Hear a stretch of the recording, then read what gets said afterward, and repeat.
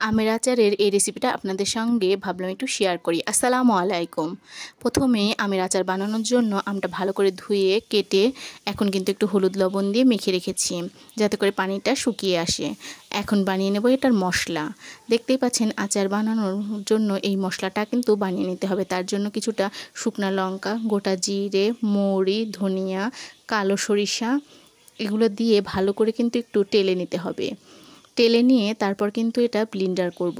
দেখতেই পাচ্ছেন তার জন্য ব্লেন্ডারটা নিয়ে নিয়েছি। আপনারা চাইলে কিন্তু এটা পাটায় বেটেও গুঁড়া করে নিতে পারেন। আমি ব্লেন্ডার করে নিচ্ছি। এখন ব্লেন্ডার করা শেষ। দেখতেই পাচ্ছেন এখন কিন্তু একটা কৌটার মধ্যে ঢেলে নেব। কৌটার ভিতরে ঢেলে আমি কিন্তু আচার বানানোর প্রসেসে চলে যাব।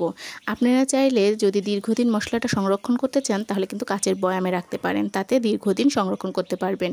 আমি একবারই বানিয়ে ফেলবো, তার জন্য এটাতে রাখলাম প্লাস্টিকের বাটিতে। এখন চুলায় একটা প্যান দিয়ে তার ভিতর কিন্তু দিয়ে দিলাম অনেকটা সরিষার তেল। যেহেতু এটা তেলের আচার বানাবো তার জন্য কিন্তু এখানে খাঁটি সরিষার তেলটাই ব্যবহার করার চেষ্টা করবেন। এখন তেলটা ভালো করে গরম হয়ে আসার জন্য একটু অপেক্ষা করতে হবে। তেলটা যখনই ভালো করে গরম হয়ে আসবে তখন কিন্তু এর মধ্যে কিছুটা দারচিনি আর এলাচ দিয়ে দিতে হবে। দেখতেই পাচ্ছেন আমি কয়েকটা এলাচ আর কয়েকটা দারচিনি দিয়ে দিলাম। এখন আবার একটু ভালো করে জাল করে নিতে হবে। জাল করে নিয়ে এর মধ্যে আগে থেকে ছুলে রাখা কিছু রসুন এর মধ্যে কিন্তু দিয়ে দেব, গোটা গোটা রসুন। এতে করে তেলের আচারে কিন্তু রসুন খেতে বেশি ভালো লাগে। এখন রসুনটা দিয়ে ভালো করে কিন্তু একটু নাড়াচাড়া করে নিতে হবে যাতে করে রসুনটা মজে আসে। এতে আচারের টেস্ট আরও বেশি বাড়ে। দেখতেই পাচ্ছেন সব দেওয়ার শেষে এখন কিন্তু আমি ভালো করে নাড়াচাড়া করে নিচ্ছি। খাঁটি সরিষার তেলের কারণে দেখতেই পাচ্ছেন কতটা ফেনা উঠছে। এখন আমগুলোর মধ্যে একে একে দিয়ে দেব। আমটা ভালো করে দেয়া হয়ে গেলে আরও কিন্তু একটু ভালো করে নাড়াচাড়া করে নিতে হবে যতক্ষণ পর্যন্ত আমটা ভালো মতো সেদ্ধ না হয়। আমরা এখানে আম কিছুটা ছুলে আর কিছুটা কিন্তু চোচা সহই রেখেছি। এতে কিন্তু আচারটা বেশি মজা লাগে। আপনাদের যেরকমটা পছন্দ আপনারা কিন্তু সেইভাবেই আমটা ব্যবহার করতে পারেন এখানে। এখন ভালো করে কিন্তু একটু নাড়াচাড়া করে সেদ্ধ করে নিতে হবে। তার জন্য খুব বেশি হাই হিটে কিন্তু করা যাবে না। একটু লো ফ্লেমে রেখে এটা আস্তে আস্তে করে নাড়াচাড়া করে আমটা কিন্তু ভালো করে সেদ্ধ করে নিতে হবে। এইভাবে দেখুন আমি আস্তে আস্তে কিন্তু ভালো করে নাড়াচাড়াটা দিয়ে নিচ্ছি। ভালো করে নাড়াচাড়া করে যখনই আমটা এরকম মজে আসবে দেখতেই পাচ্ছেন কালারটা কিন্তু চেঞ্জ হয়ে গেল। সবুজ ছিল সেটাই এখন কালার চেঞ্জ করে অন্য কালার হয়ে গেল। তার মানে বুঝতে হবে এবার আমটা ভালো মতো সেদ্ধ হয়ে গেছে। আর যখনই আমটা ভালো করে সেদ্ধ হয়ে যাবে তখনই কিন্তু এর মধ্যে চিনিটা অ্যাড করতে হবে। এখন আমরা দেখুন দিয়ে দিচ্ছি চিনিটা। আমাদের আচারের পরিমাণ অনুযায়ী আমরা কিন্তু এখানে চিনি দিয়েছি। আপনারা আপনাদের আচারের পরিমাণ অনুযায়ী চিনিটা দিয়ে নিতে পারেন।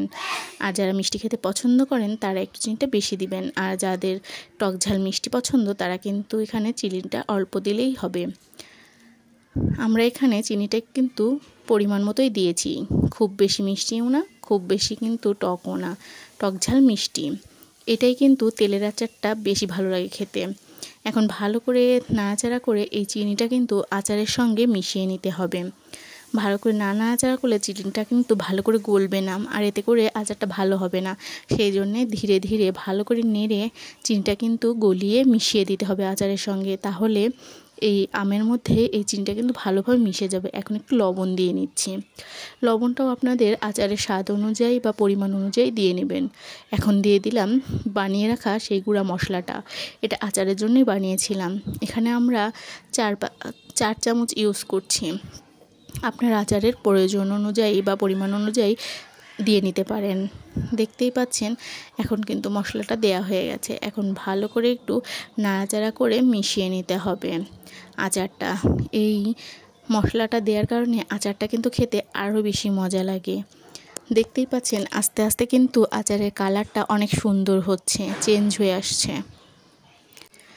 কালারটা ধীরে ধীরে কিন্তু অনেকটাই সুন্দর হচ্ছে। এখন আস্তে আস্তে মশলাটা কিন্তু এর সঙ্গে মিশে গেছে। দেখতেই পাচ্ছেন কতটা সুন্দর হয়ে গেছে। আমরা কিন্তু এখন গামলায় ঢেলে নিয়েছি গরম গরমই।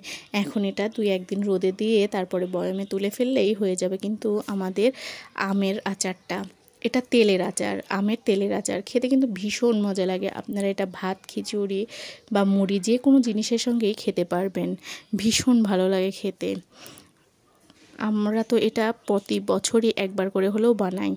আপনারাও কিন্তু বানিয়ে দেখতে পারেন। আশা করি ভালো লাগবে।